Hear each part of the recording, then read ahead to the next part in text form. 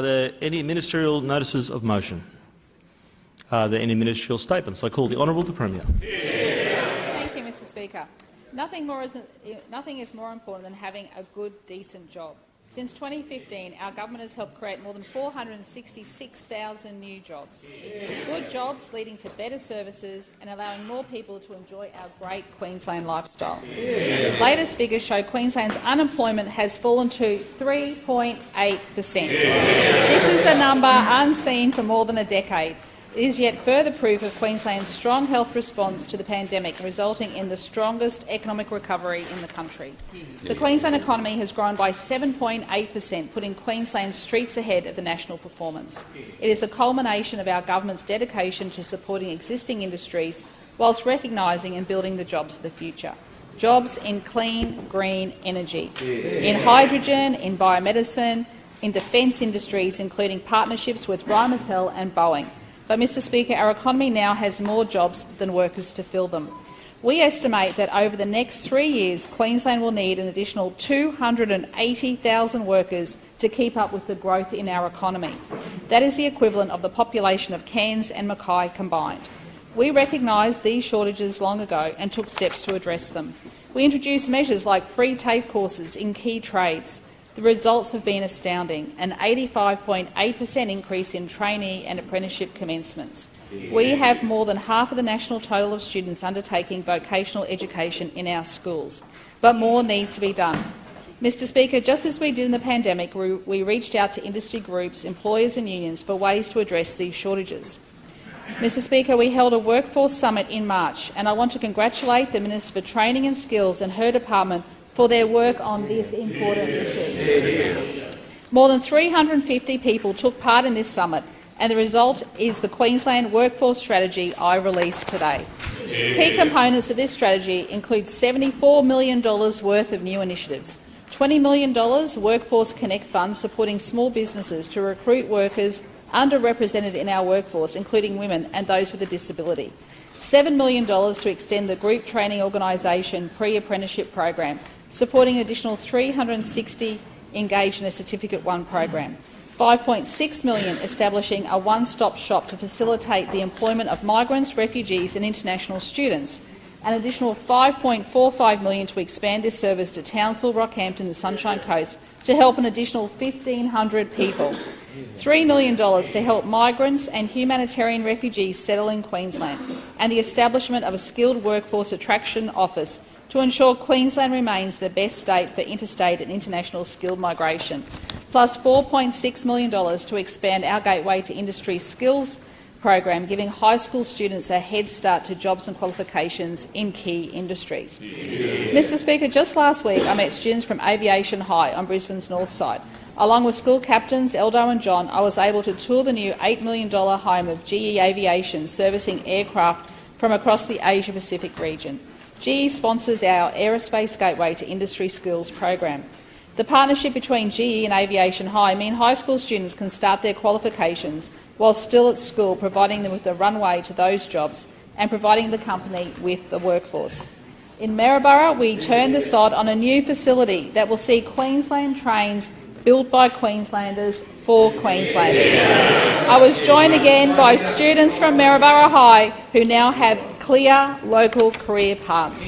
For regional Queensland, it means generations will no longer have to leave their towns to find work. It's good for the local economy and good for our whole Queensland economy. And on Friday, I was at my local Inala High School with the Education Minister announcing the $22.4 million investment in that school, the largest investment ever seen. Mr Speaker, these students want good, decent jobs, and we're doubling their trade skills centre. And from a school of 300 students to now 1,200 next year, I'm incredibly proud of the investment that we're putting in our local schools. They'll be able to do vocational training in 3 key areas: engineering, supply chain and automotive. Mr Speaker, the shortages in our workforce impact across the entire economy. Later this week, I will represent Queensland at the National Jobs and Skills Summit. We will work collaboratively with the federal government, unions and employers to address the national issues connected to these shortages like affordable childcare, wages and migration. As I have said often, there is dignity in work. It is what drives us to be members of the Labor Party. Mr Speaker, we will confront these challenges just as we have done throughout the pandemic, and Queensland will be stronger than ever. Mr Speaker, this Saturday Brisbane is set to come alive with fireworks both on and off the field. River Fire kicks off the Brisbane Festival, but before that thousands of football fans will make their way to Suncorp Stadium to see the Matildas take on Canada for an international friendly. I'll be there with the green and gold with around 25,000 other fans cheering on our women, Mr Speaker. Saturday's match is expected to contribute more than $3.7 million to the economy and is an exciting insight into what's ahead as we prepare to co-host the world's largest women's sporting event, the FIFA World Cup 2023. Brisbane will host 8 matches, with the first kicking off in just under a year's time at Suncorp. The FIFA World Cup is forecast to generate $30.5 million for Queensland. I'd like to congratulate Football Australia on their successful bid, which will bring this event to our shores. This is only the beginning as we embark on our green and gold runway towards the Brisbane 2032 Olympic and Paralympic Games.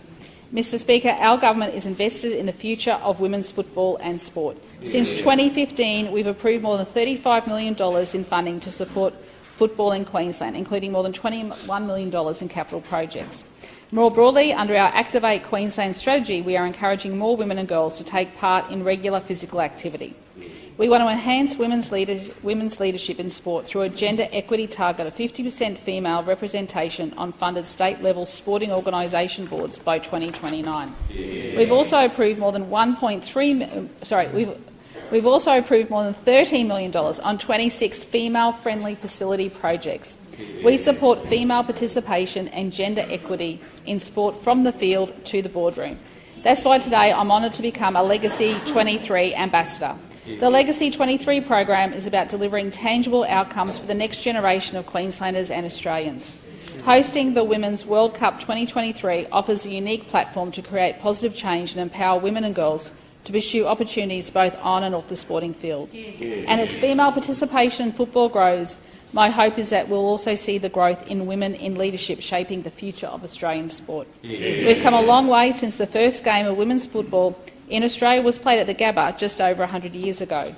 You can only be what you can see. What better way to continue to inspire the next generation of girls than by watching their female sporting heroes this weekend at Suncorp. Mr Speaker, Paul Green was a very good rugby league player and a premiership-winning coach. He was a winner Manly Seagulls junior who won at Rothmans medal playing for East. In the NRL, he was outstanding for the Broncos, Cronulla, the Roosters, the Eels and Cowboys. He was selected for Queensland and Australia. And of course, as a coach, he took the Cowboys to victory in perhaps the greatest grand final of all, 2015 against the Broncos. But more importantly to his family, he was a husband, a father, a son and a brother. Whenever we lose someone who was in the public eye, we all feel it. But nothing can compare with the pain of Paul's family and his closest friends. As people gather today for a service and public memorial, I offer my deep sympathy and that of our government. The member for Lytton, who will be on leave for this House to attend on behalf, the member for Lytton has leave to attend on our behalf. We know how keenly she felt Paul's death. Mr Speaker, we also know that Paul Green's family is not alone in mourning the death of someone dear. Every loss leads to hurt and grief for a family somewhere. It brings up questions that we all struggle with, questions about why and about what we can do to prevent it.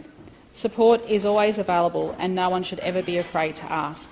Sadly, it happens too often, but we will continue to do what we can. And today we pay tribute to Paul Green's life and success. Our hearts go out to his wife, Amanda, and their children, and to his parents and all of his family. We remember him for what he gave, as we remember everyone who has been lost to us. Yeah.